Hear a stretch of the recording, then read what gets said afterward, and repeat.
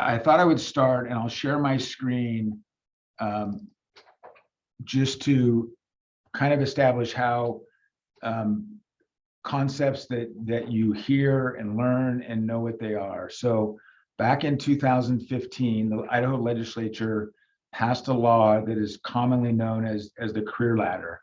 Um, the and there's been many news articles, news briefs about this, and you hear a lot about this and how it relates directly to teacher salary. The issue is the career ladder, specifically in the law, is a law that describes how districts get funded to pay teachers, not necessarily how districts pay teachers. In Idaho, there is a teacher association, or more commonly a union, that teachers can organize, and they negotiate a salary agreement or a master contract or a negotiated agreement with the school district each year that determines how they're paid. In our district, we do have an association. We do negotiate with them on an annual basis, and we have a negotiated agreement that mainly determines salaries and benefits for teachers.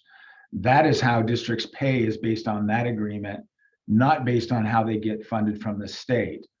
In the Treasure Valley in particular, not necessarily in all of Idaho, based on the job market, we need to pay teachers more than what we get funded on the career ladder. So you will see later our top salary is about $69,900, and the most that we get funded for any teacher is about $52,000. So there's $17,000 or so per teacher that's in that salary cell that we contribute out of our discretionary funds in order to fund our teacher salaries. In West Ada, we fund about additional $10 million to our certified teaching salary to pay our teachers at what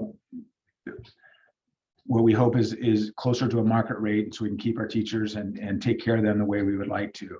So the first thing is the career ladder is simply is part of you'll hear the term salary-based apportionment, how the legislature determines that we receive money to pay our teachers. There's a designated portion of the funding that we get from the state that's specifically for salaries for certified staff, for administrative staff, and for classified staff. And the career ladder is specifically how it goes. So the career ladder, again, it's not a salary schedule. It's how we get funded. However, the career ladder, and you'll hear often that the career ladder now, and for teachers to get paid more, it's tied to their performance, and it's tied to student achievement. Often things that teachers have argued, or some people have argued, that they don't have a ton of control over. And in part of this, they added some new concepts. And in Idaho, we like to use the same words for different concepts. So, all of your students are working on some sort of the ability to get a teaching certificate, and underneath that teaching certificate, they're working on some sort of endorsement in order to teach the content areas that they want to teach, whether that be math, English, science, world language, K through 8, items like that. Well, this law introduced a new concept called a professional endorsement. Has nothing to do with your teaching certificate. It really is 100% related to funding. And in order to earn that endorsement, there's some requirements on the teachers. And what the endorsement means, the original career ladder, there were two ladders, if you will. One was called a residency ladder, and that residency ladder had 3 rungs on it. And it was intended for the first 3 years of a teacher's career, that they would be a resident teacher. And then once they met certain qualifications, they could become a professional teacher, and they would move to the professional rung. When the career ladder started, the professional rung was 10 rungs. And in the last year, 2020, that professional rung shrunk from 10 rungs to 5 rungs. So as far as funding for the district, at that point, a teacher could be at the highest level of funding, and that funding stopped at $50,000, but they could be at the highest level of funding in 8 years, which was unheard of in the education world. and the old step and lane method. So there's this new concept called the professional endorsement. A teacher cannot be on the professional rung unless they receive the professional endorsement. And we'll get to some requirements of that. This is a page that just talks about what kind of funding comes from teachers or for teachers to school districts. School districts don't necessarily have to pay them in any certain way, but this is how it comes. So there's career ladder money that we're talking about, along with the career ladder. And just to give a little bit of a background, because you're going to hear me talk later about step and lanes, and you may have heard your professors talk about steps and lanes. That concept still exists in certain school districts on how they pay people, but steps, if you will, just consider them years of service. They don't exactly equal that because it depends on negotiations whether they step their employees or not. And lanes go across a page, and that is based on your education. So whether you start out with a bachelor's and a certificate, and then in the world of education, you need to continue to earn credits over time to renew your certificate. You may want to earn a master's degree. You'll hear concepts of a master's barrier or not. Some districts have a master's barrier that if you don't have a master's, you can't move further on the salary scale. The career ladder really becomes agnostic to degrees and credits. In the past, I would argue, I don't come from the education background. My background, I'm a certified public accounting. I was in the business world, but I have now been in the education world for the last 11 years, and I've lived this entire growth of this law. But I would argue that one of the challenges I think that the legislature saw, and that some people in the private world think, is that in education, as far as paying teachers, there was only two things we valued. We valued how long you've worked and what were your degree and credits. And that's how districts were compensated, was based on how long you worked, what your degrees and credits were. And that was it. And it didn't matter if you were a horrible teacher or if you were a fantastic teacher.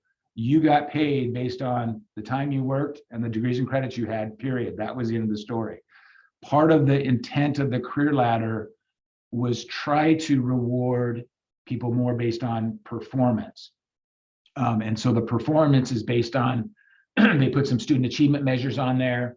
They put some professional or some IPLP, professional learning plan goals on there, and some things like that to incentivize that. The other piece of it to the career ladder is they added this because they didn't totally make education agnostic. They added another way that we get funded, and it's called an education allocation. So basically, if you are a teacher and you are professionally endorsed and you have a bachelor's degree plus 24 credits after your bachelor's degree, the district receives an additional $2,000 per year for you. If you are a teacher and you have a master's degree beyond your bachelor's, obviously, the district receives an additional $3,500 for you. So our salary-based apportionment is totally based on where you land on the state career ladder, not your school district salary schedule, but on the state career ladder. And if you get this education allocation, and that all gets added up, and that's what a district gets. It actually gets converted to an average, and we get paid that average over the FTE that we're allocated. The other item of pay that was added about 8 years ago, let's say, don't totally quote me on that, was a concept of leadership premiums. Leadership premiums are given at the rate of $850 per FTE that each district has. And these can be used for additional leadership duties that teachers do. So it could be a department chair at secondary. It could be a digital lead. It could be on the leadership team in a building. That is completely at the discretion of school districts. That amount of money, this specifically under law, cannot be negotiated. It's all ruled by statute and the rules of the statute. So that comes, there's also strings attached. There seems to be always strings attached when we get dollars. And the strings are that this was not meant to just go out to every teacher on a prorated basis at $850. So they made rules after the first year that the minimum that you can pay to a teacher is $900. So therefore you couldn't simply give $850 to each teacher. And then there's a maximum, and it's based on the percentage of the minimum teacher salary, which right now is $40,000, and that's about 6,000 or 7,000 is the max in leadership premiums that an individual teacher can earn.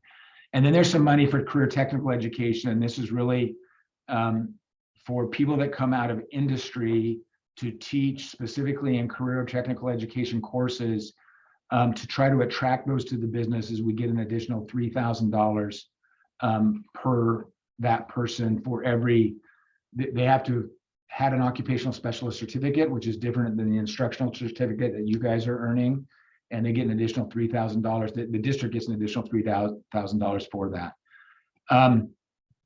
So this part talks about what I talked about. The state determines what districts get. The district negotiates an agreement between teachers. Talked about the education allocation. To get this education allocation, you have to have that professional endorsement.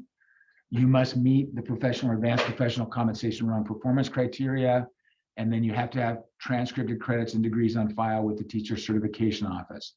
There was a question that we talked about, is what kind of credits count? In the past, in Idaho, on this old Step and Lane funding method, the only credits that count were credits earned after your initial teaching certificate. So anything that you earned before you got, so let's say you got a bachelor's degree in English, and then you went back to school to get a teaching certificate, and that ends up being a master's degree. None of those credits after the bachelor's degrees count until you get an Idaho state certificate. That becomes a challenge for us with other states, because California, Texas, some other states require, especially in secondary, a bachelor's degree in your underlying content area before you even take your methods, before you do student teaching, before you do all of that. And in California, they count those credits, but in Idaho, they don't. This law kind of changed that, and not kind of, it did change that, in that those credits have to be related to pedagogy or your content area specifically. And they can be credits prior to receiving a teaching certification. I think they have to be after a bachelor's degree, but prior to a teaching certification, and they have to be from a qualified university. This gets to be difficult for districts to track, because in Idaho, districts have only tracked credits after a certificate. We've not done that before. This is what I talked about, the leadership premiums, career technical. Now we're getting to Can I ask sorry. I'm sorry, Melissa. Sorry, just a couple of quick questions. First of all, so our students might just not understand some of this terminology. So FTE is a full-time teacher position, correct? Yes, full-time equivalent is what FTE stands for. Sorry about that. Oh, that's okay. I just want to make sure we cover that so it makes sense to students. And then really quickly, like when a district, like you said, like for instance, for the master's degree, the district gets that $3,500 for every teacher who has a master's degree. But does that money necessarily go towards the teacher pay, or is the district keeping part of that money? It does not necessarily go to the teacher's pay. That's based on the negotiated agreement. Okay. In West Ada, and we negotiated this back in 2015, we do believe the teachers that earn that should get that, and we do pass that directly through. But I will tell you, when we go to Boise does not. It just becomes part of the pot that funds their teacher salaries and is built into their salary schedule, and their salary schedule, you just get paid on the salary schedule. There is no additional allocation. Gotcha. And then the leadership premiums, I think this kind of gets to a question you might talk about later, so you can stop me. But things like if they're going to coach, or they're doing after school clubs or something like that, is that included in the leadership premium? Is that kind of how you allocate that money? Generally not for extracurricular activities. The leadership premiums, there are some rules, I don't have them right in front of me, on what districts can spend that money for. They can use it for hard to fill positions, and the districts can declare what a hard to fill position is. In our district, we've declared most of our special ed positions as hard to fill, and we've given an additional $1,000 leadership premium for that. That is kind of a generic way, just because of some additional requirements of special ed teachers. But it's really more in West Ada, all of our department chair funding. So if you're a department chair of social studies, that becomes a leadership premium. If you're a teacher mentor, so in Idaho, we're required to provide 2 years of mentoring for brand new teachers. The teacher mentor compensation is a leadership premium. We've converted to digitally very fast, and education is converting to a digital footprint very fast. And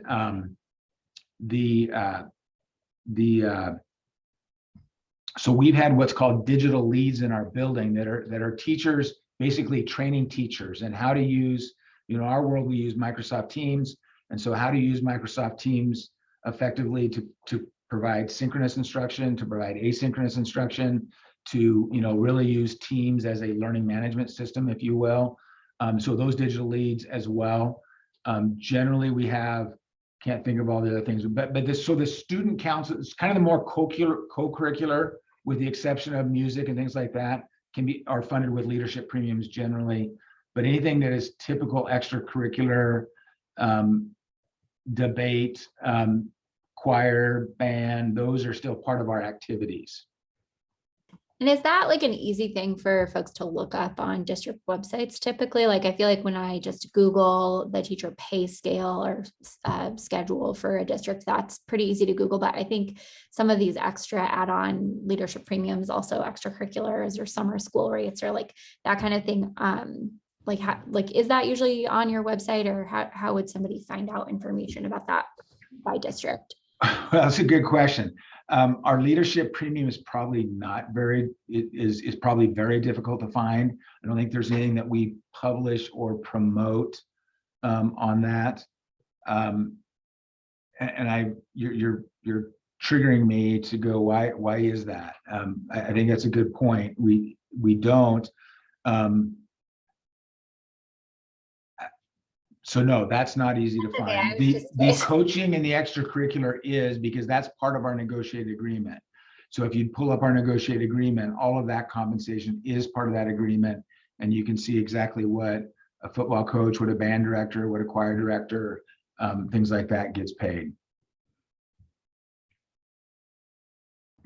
Okay, gotcha. And I just Googled that negotiated agreement, and it looks like, yeah, it comes up like by school year.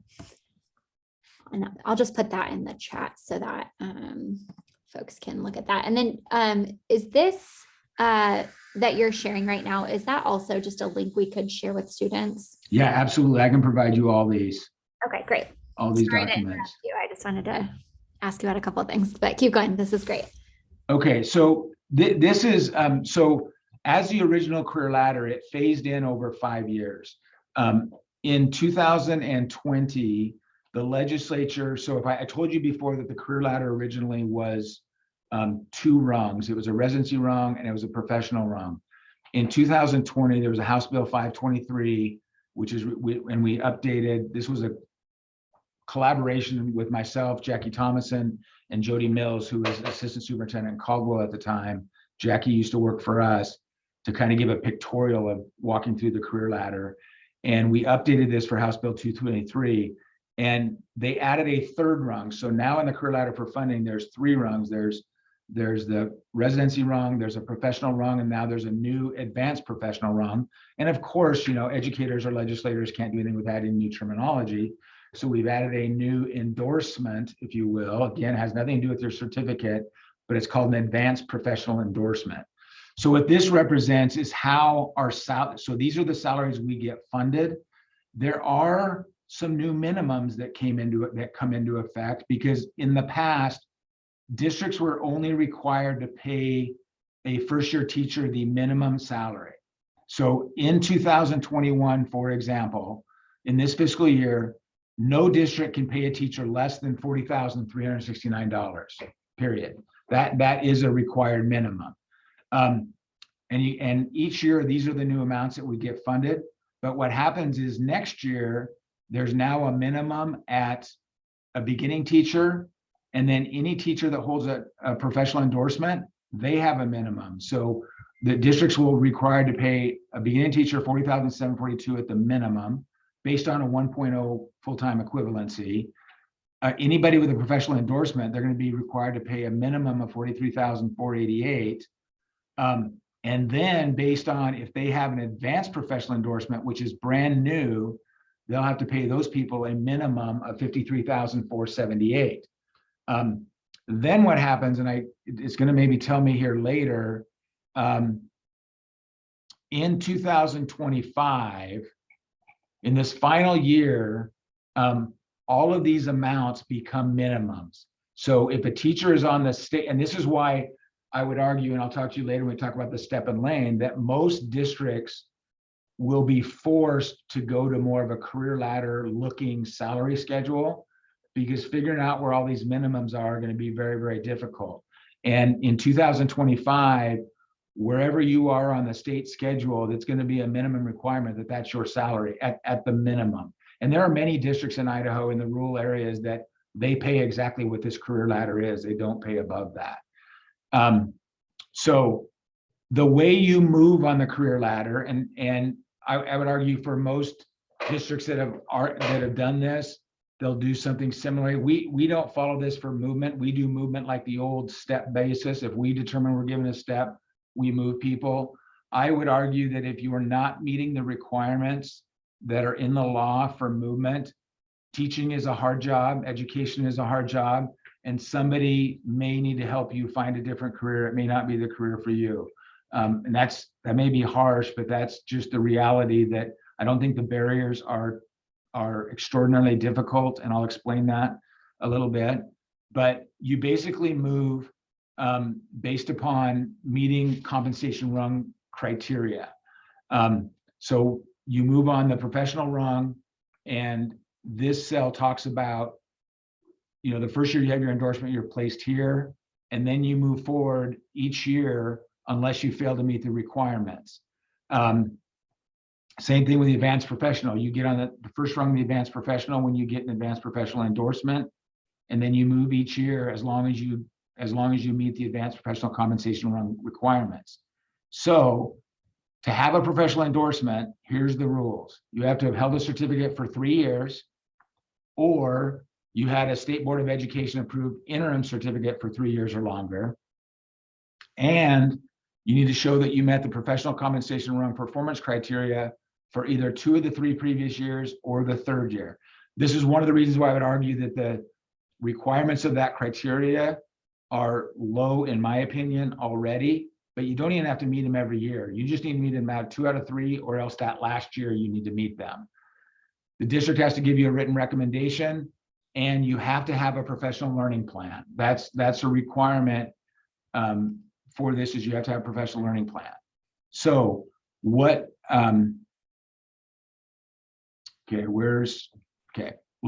before I get in, I want to get to the performance criteria. So for professional compensation performance rung performance criteria, because I talked about that's what you have to move. So overall, to be professionally endorsed, this is professionally endorsed alone, you have to be proficient or higher on your evaluation. Okay, and in Idaho, your professors are probably talking about this. We're required to use the Charlotte Danielson model for evaluation. You have to be proficient or higher, and you can have no marks of unsatisfactory. Plus, you have to have had a majority of your students achieve a student achievement goal. Their student achievement goals are identified in law. The teacher gets to set what that goal is. Maybe, they do under the law, but there was a new bill passed in the last legislative section that possibly changes things for K through 3 teachers. I want to get in the weeds on that, but 50% plus 1. So you got to get half your kids plus 1 kid to meet a goal that you set for them. That can be an ISAC goal. That can be you can do a pre and a post test on a unit. There's like 13 or 11 different measures. And you've got to meet that requirement. And then you also have to have a professional learning plan. Okay, on the advanced professional rung, and this gets a little bit complicated. I don't want to complicate it because we're in the phase-in period. But to be advanced professionally endorsed, you have to have held a certificate for 8 years. Okay, so you've got to have completed 8 years, or you had an interim certificate for 3 years and a renewable certificate for 5 years or more. But basically, you got to have a certificate for 8 years or more. Then you have to have met the advanced professional compensation rung criteria for 4 of the 5 previous years, or the 3rd, 4th, and 5th year. Okay, and this 3rd, 4th, and 5th year gets phased in over time that it talks about before. Then you have to have a written recommendation. You have to have a PLP. So in the original career ladder, the only people that had to do a professional learning plan were people that were on the residency rung that wanted to get professionally endorsed, and people that wanted to qualify for the master educator premium. I'm not even going to get into that because that's now gone and no longer law, but those are the only 2 people.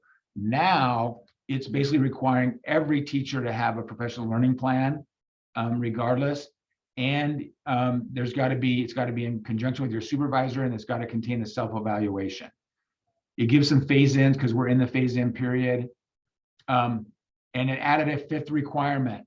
You have to have served in a leadership role in 3 of the previous 5 years. So in order to get on the advanced professional rung, you've got to do all these things with your students.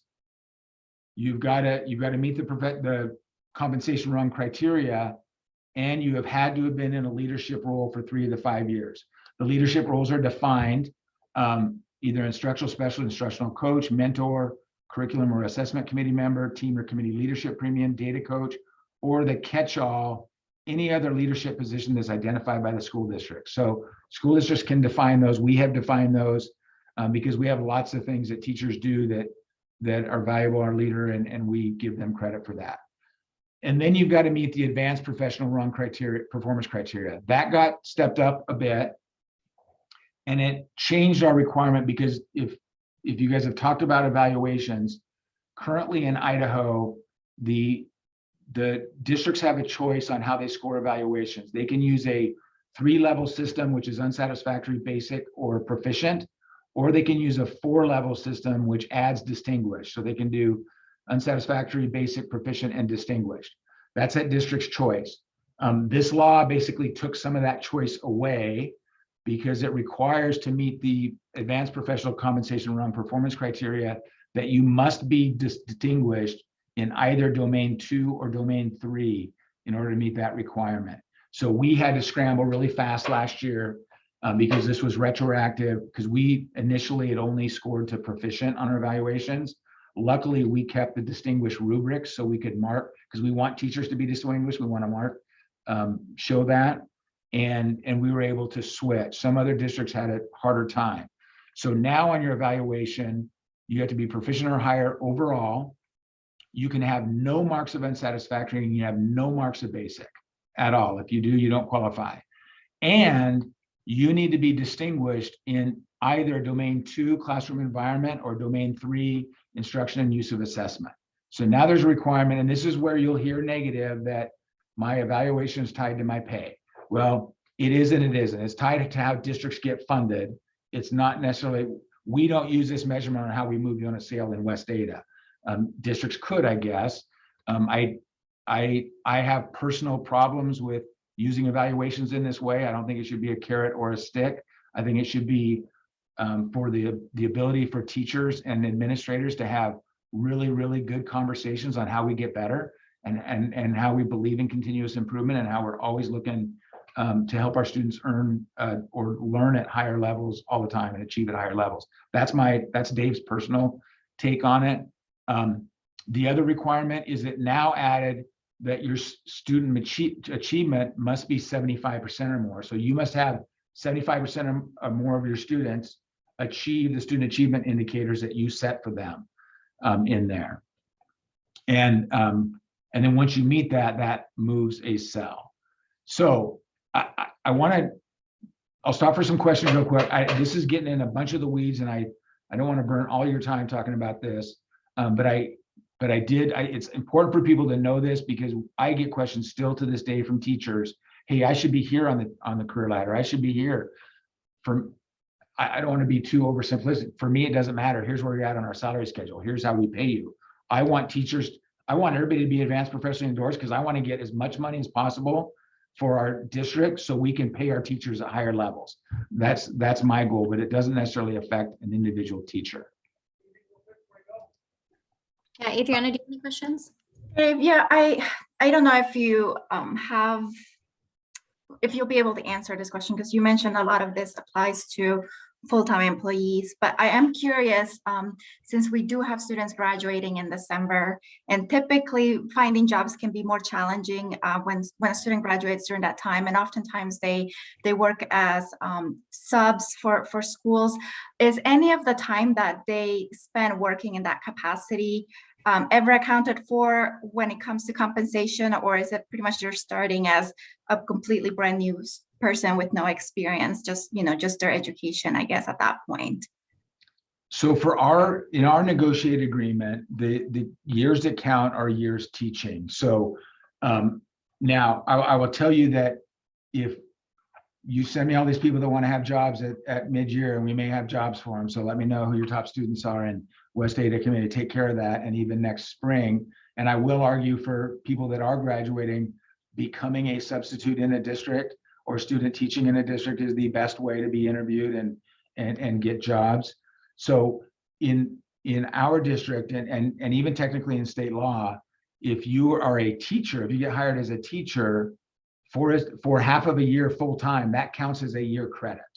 So if you get hired as a certified staff, that will count. If you start the semester and teach a whole year, that will count as a year credit.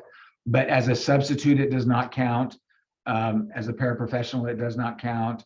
Anything other than certified staff, it does not count. We do have difficulties with other states because California, and I'm trying to think some other states, have different types of underlying, they actually have certificates that are like intern certificates and things like that get to be confusing for us and for the State Department on what we count as credit. We try to give teachers as much benefit of the doubt as we can. We don't have to, for our placement, I gotta be careful how I say this, we're large enough that I can place people higher than what maybe I'm getting funded from the state for, if I want to do that and get a teacher. I know Boise can do that as well. But yeah, it's really generally needs to be certified experience. That's really good to know for our students. Let me go to our salary schedule real quick. And the share looks different. So does everybody see our salary schedule? Okay, so what I was talking about before is our salary schedule is, even though we have what somebody would perceive as lanes, these really aren't lanes. We have modeled our salary schedule after the career ladder. And so you'll see that we have 3 residency rungs. You'll also see that we still have 10 professional rungs. In Idaho law, that's now only 5. We've in negotiations, and I'm the lead negotiator on the admin for our negotiating team with our teachers. We've struggled with how to shrink that and make that work. We've also struggled, and I'll just tell you, this is a philosophical issue, and it's a difference we have, because I think for teachers, it is more beneficial to get the most pay you can get earliest in your career for the longest amount of time. I will tell you that in the education world, when you become a teacher, there's a value proposition and a perception of how you are valued by administrators on moving on this scale and getting to the top of the scale. And the problem with a scale like this in compensation is, once you get to the top, there's nowhere more to go. And so the only increases you get at the top are based on increases to the base overall. It's not like the 2 or 3%, I'm sorry, the 2 or 3% steps that you see plus a base increase. So we always have a challenge in that on our most experienced teachers, the ones that want to be valued the most, and not that all of our employees want to be valued, but it becomes hard because you don't move. But I would argue to them, economically, I want to get to the top as fast as I can for as long as I can. And if we got rid of 5 cells, that means everybody's getting the top faster, and we've just struggled with that. But these 2 columns are simply that education allocation I talked about earlier that we passed through. So the only difference in these columns is, if you have a BA 24 and you have a professional endorsement, you get an additional $2,000. If you have a master's and you have a professional endorsement, you get an additional $3,500. That's simply what these columns are. Our teachers move on these based on what we decide in negotiations. So you will see, it's not in the language here, but so for this year, for our 2021-22 school year, to go back in 2019-20, our teachers moved a step, and then we had COVID hit. And when we negotiated COVID, when all that was happening, there's all kinds of disaster happening, we thought, with money. This is before the Fed started just pouring money in and doing things like that. We negotiated with our teachers that we would not change the salary schedule at all for 2020-21, and we would not move anybody. So there were no steps for our staff in 2020-21.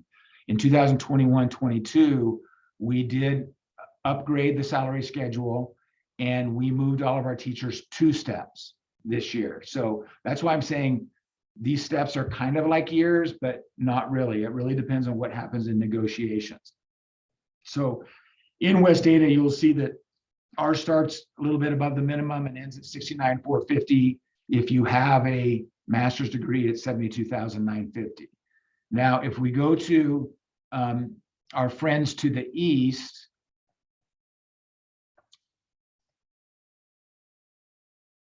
in Boise School District,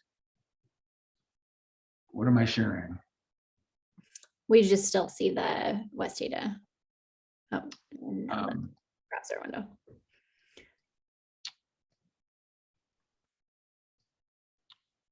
Uh-oh. You see the West Data salary schedule? Nope, I see your browser. Okay, let me what just happened here. So what you're telling me is I could just move my browser over there and not have to go back and then share and share. Is that what you're saying? Now I see the salary schedule. Okay, that's because I moved it.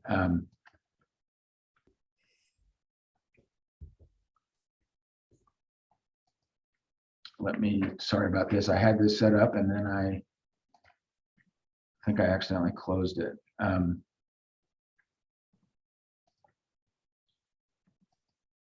think tech issues were just cursed today. Yeah, no kidding.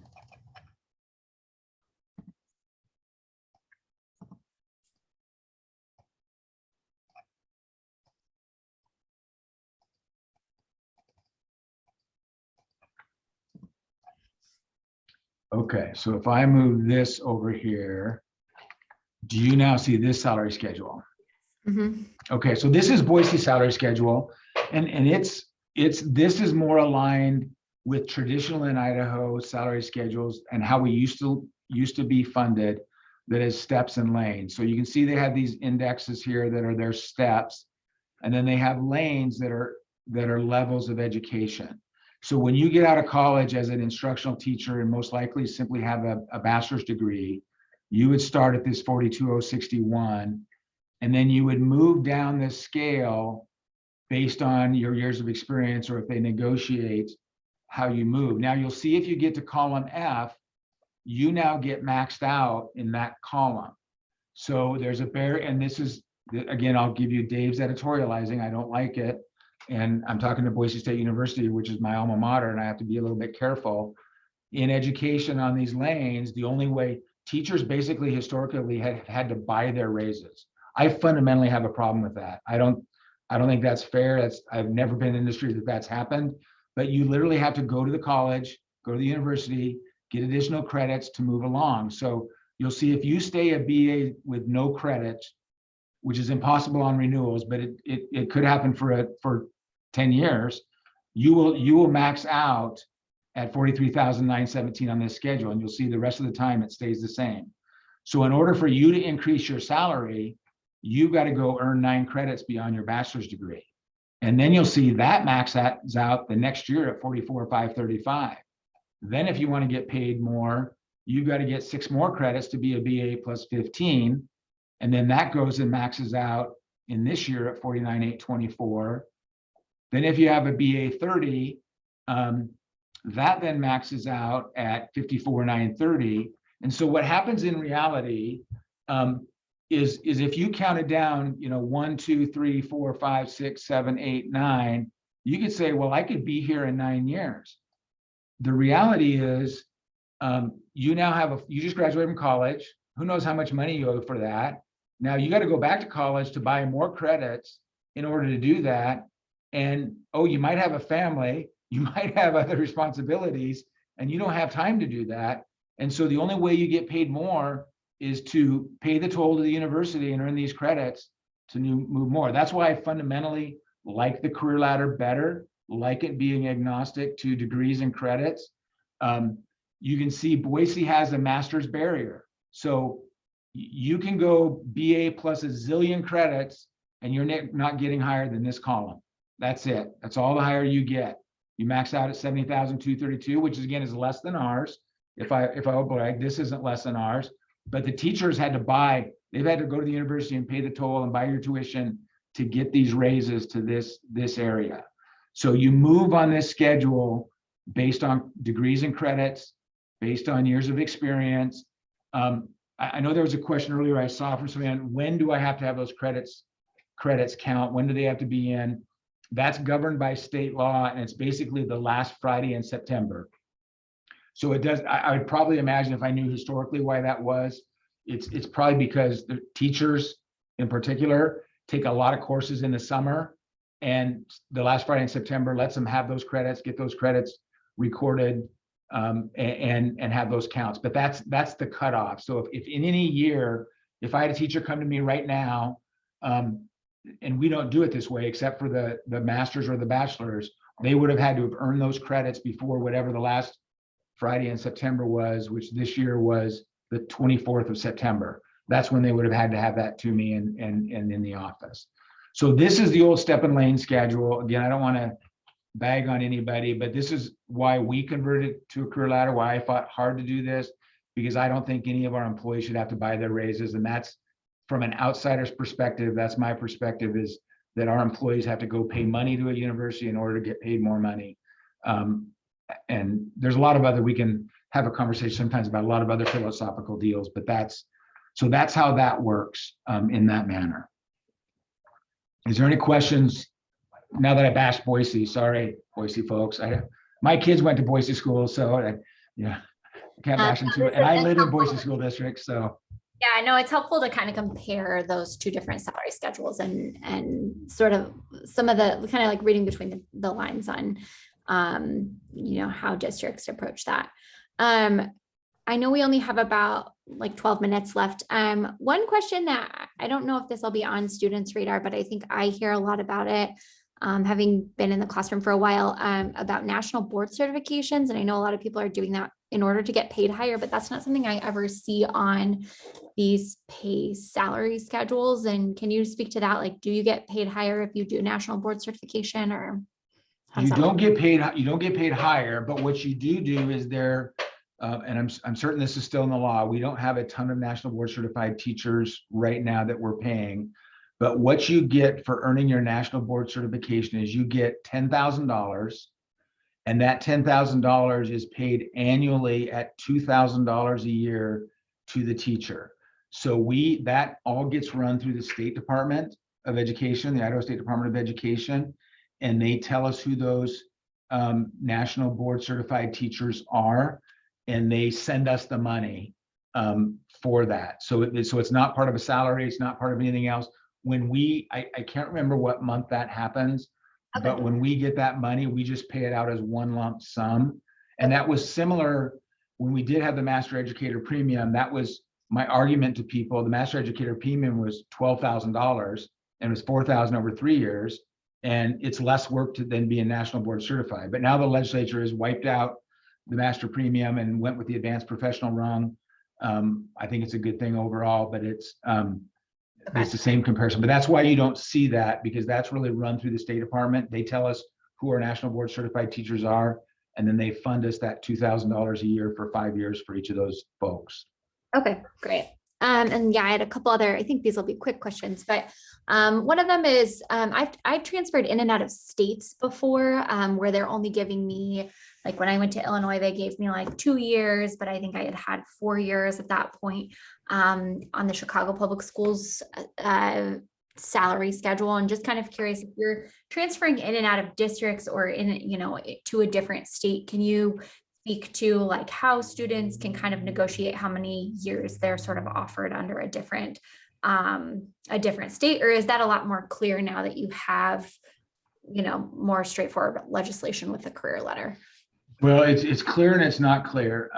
The initially, what state you're in for us didn't matter. If you taught in an accredited school with a teaching certificate, that counted as a year of experience.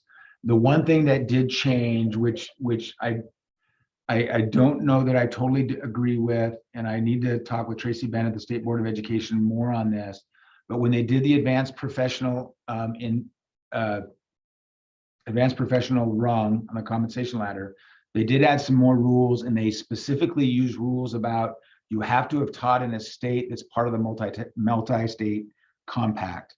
And it's basically every state, but there's like 6 states that don't participate. And unfortunately, we have teachers in those states, and this was part of the master educator premium, but it's New Mexico, South Dakota, I think Wisconsin, New York. I can't name all of them off the part, but if you came from those states, for the state purposes, for state funding purposes, those don't count. Now, I will tell you, in our school district, we would count those. It's really up to a district. If you taught in a certified school with a teaching certificate, we're going to count it as a teaching. We don't care what state it is. Oftentimes, even if you teach in a foreign country, the state may not give you credit for that, but we would. That if you teach in a foreign country, and some kids may want to do that, for the state purposes, you have to have had a certificate in that foreign country. So you can't just take your Idaho certificate, go teach, even if they don't require it, but to get credit on the state side, you have to get a certificate in that foreign country. That's maybe off the beaten path here. But. Yeah, that makes sense. Okay, cool. And sorry, I have a couple more questions. Adriana, do you have any other questions? Okay. So a couple of things I've been talking to students about is summer pay. Do you typically give teachers the option of like 12-month or 10-month salary, like when they actually get paid? Can they do that on 12-month or 10-month, or how does that work? So we do not give the option, and I don't think most districts do. By board policy, it's every teacher will get paid for 12 months. I will tell you we're talking about benefits next time I talk, but I'll tell you it's a big, huge benefit for teachers to get paid that way. And the biggest reason is they get credit for PERSE for those months in the summer, even if they're not working. And I've done the math because I want to talk about a lot of the great reasons to be an educator, and compensation overall is not one of them. Our educators are not going to get rich being teachers. That's just the fact. I don't think that's ever going to change. I wish it would. I think teachers should be the highest paid profession in our society. But I don't see that in my lifetime, and I'm a lot older than you guys. But there are a lot of other benefits, and one of the benefits is PERSE, which is the Public Employee Retirement System of Idaho. As a teacher, and you work typically 9 months a year, you get credit for 12 months of teaching.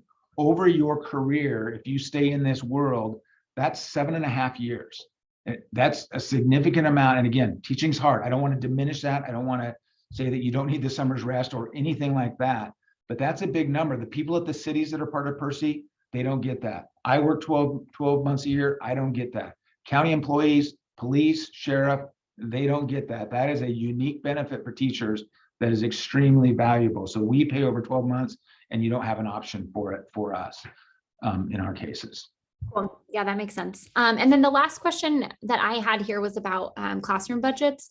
And so my experience with that was like, you get $250 or whatever you get.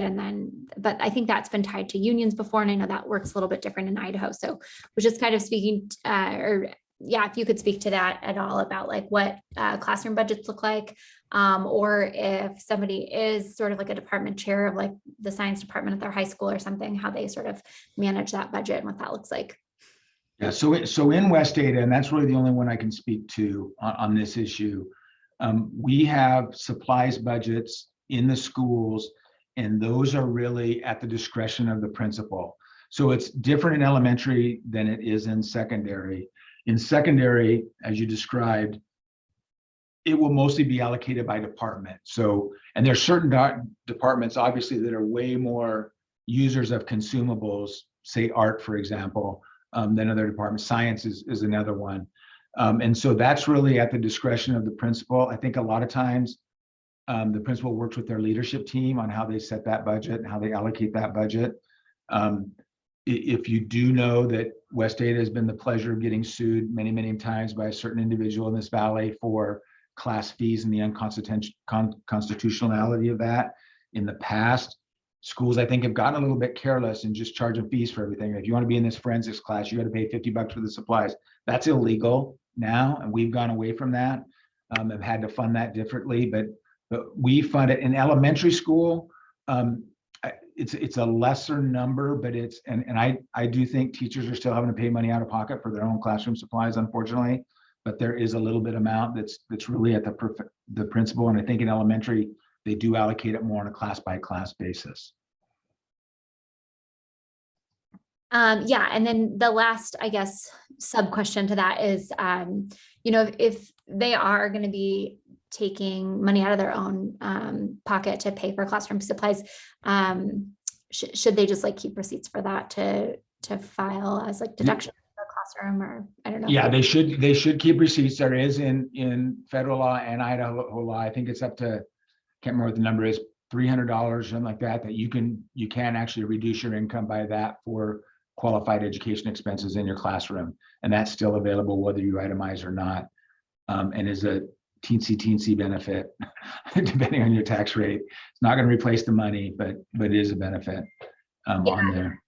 And I guess actually one other thing that is not so much a question to you, but I think would be just a caveat to this conversation, is that this is all kind of speaking to public schools and not to private schools or private charter schools or any of that. All of obviously what you said does not apply to private schools. Correct. Yeah. And public charters, just to talk about that, our charters in Idaho are public schools, funded a little bit differently. They do have some different rules. Most of the schools don't negotiate salaries. It's just done by the administration. We haven't talked about teacher contracts, but charter schools don't have, in public schools, we have to contract with teachers on specific forms and specific rules on what type of contract you have. There's about 5 different types of contracts for teachers in that. Private schools, and if you are considering a private school, and if you ever want to go to a public school, private schools don't always require certification. And that gets to be hard. The most prominent private school in this valley is Bishop Kelly. There are certain subjects, I don't know all their rules, but I know I've had teachers come from there that they just let their certification lapse, and they've taught for 30 years, but they didn't have a teacher certificate. When you come to a public school, if you do, that's going to cost you. I would recommend keep your certificate, keep your certificate, keep your certificate. Even if you're on a private school that's not requiring it, it would help you. The other thing, when we talked about experience requirements, private schools that are not accredited, you're not going to get credit for that experience. It does need to be an accredited school. So if you're at a Bishop Kelly, it's fine. If you're probably at a Coal Valley, it's fine. If you're at Joe's school, School of Hard Knocks, it's not fine, type of deal. It just depends on that. Gotcha. Okay. Great. And then could you is there any way to put the link to that, those couple of things that you showed, or? Yeah, how about if I email them to you? Okay. Yeah, that sounds great. Well, yeah, I want to respect everyone's time. It's 2:00 now. So thank you so much. This was really helpful to just kind of break down how this works. And I would assume that when they are hired by a district, do they go through some sort of like orientation that explains this more in depth, or is it just kind of expected that they kind of know this information coming in? So in West Ada, we do have an orientation. I will say, education is another one of those weird deals that our hiring season in a typical year, besides mid-year, happens in the spring. Generally, the legislature is not done in the spring, so therefore we're not done with negotiations till right at the end of the school year. I do think there's another strange thing for teachers, that they oftentimes take jobs and have no idea what they're going to make, and it just blows my mind that they, again, it just shows how most teachers, it's more of a calling. I know it's their profession, it's their livelihood, but they have a passion about being teachers. They want to work with kids. They want to help kids. And that's what's amazing about this business. But so oftentimes I was just having a meeting with my staff, my personnel supervisor this week is we have to give people, here's based on last year's salary schedule, here's where you would be. But this is completely unofficial. So we do walk them through that, but that gets frustrating for new employees saying that we can't tell you what it is because we haven't negotiated yet. But we do have an orientation. COVID has blown that up. We used to do them all in person. Now we're doing them a little bit differently. That goes through all of our benefits, all of the pay, all of the things like that. But I do think we for sure need to do a much better job of doing that. And I do think my daughter, just for example, graduated from University of Idaho with a graphic design degree. My friend was a superintendent in Caldwell. She taught art on an alternative authorization for 2 years. And I wasn't in this business at that time, but I remember her specifically, 21 years old, 22, 20, whatever she was. And I have no clue. And so I was able to help her. And we probably need to do a better job with helping our young folks, especially in that. Yeah. And knowing it's okay to ask questions. I mean, it's not offensive to ask questions. We welcome that. I like people that ask questions.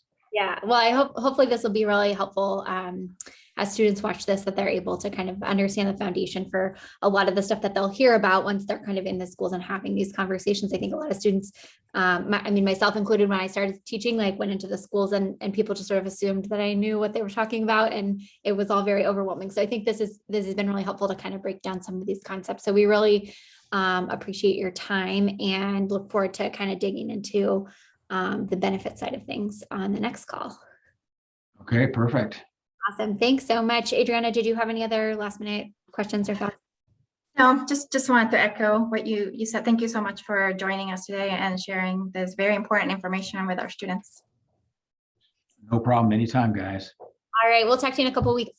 Okay, thank you. Thanks. Bye. Bye.